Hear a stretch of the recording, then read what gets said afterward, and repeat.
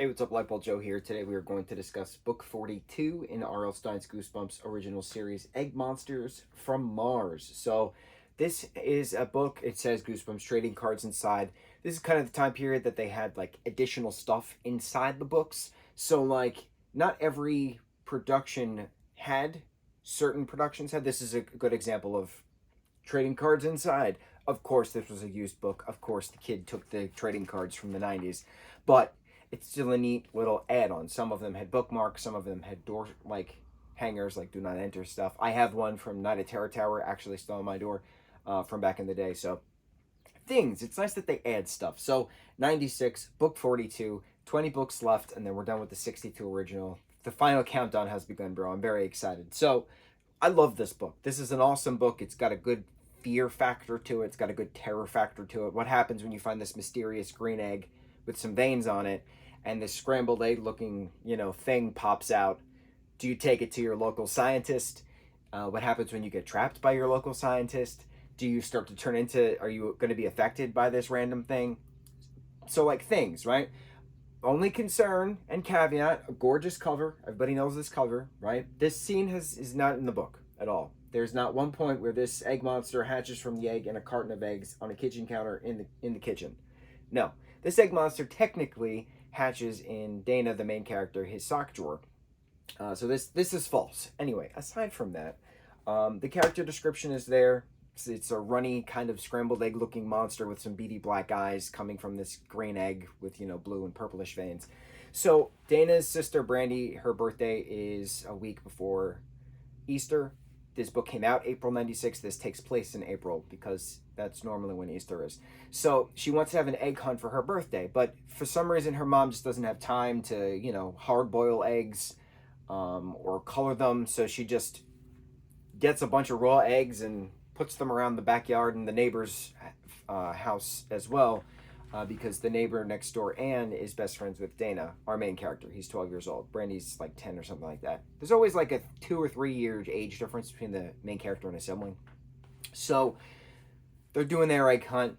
Dana finds this random, bigger softball-sized egg by the creek in back of their house in the backyard. Everybody else is finding the regular eggs, but then the kids start having an egg fight, and then there's eggs just being splattered everywhere.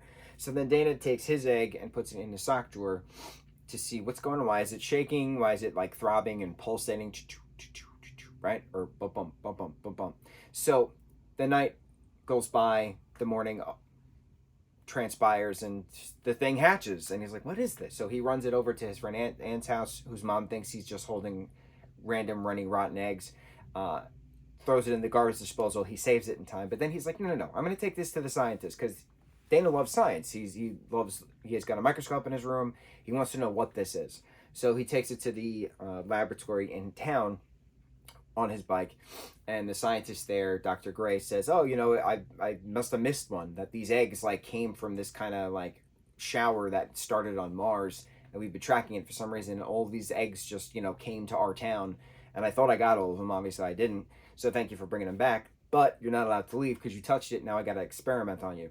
So he keeps him prisoner, locked up in this very freezing cold room where these other 36 egg monsters are from Mars, and he's freezing and he can't escape. And his dad comes to see, because eventually his dad would talk to Anne, who then said no, he went to the lab, and then the doctor lied and said no, Dana's not here, but he is there. So then the egg monsters kind of join together and like create this like warm blanket for him out of their own bodies, so like to keep him from dying.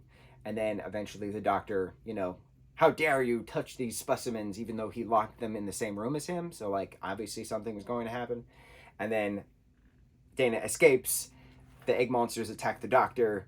Dana brings his parents back, but then the monsters and the doctor are just gone, absolutely gone. So he goes home, has a great night's sleep, goes over to Anne's house, and then he winds up laying an egg en route to Anne's house. So obviously something happened, and that's the neat part about this. This is a good example of, you don't need to know what happens next to keep up with that. Ooh, what happened next, right? It's a mystery. It's a cute little fun, scary story. It was a good terror factor. This 12-year-old kid is freezing and he doesn't know what to do.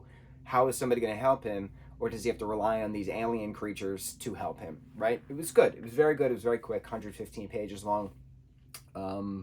My only qualm is the is the cover art, but overall I thought it was pretty goopy, pretty goopy, right? With these egg monsters.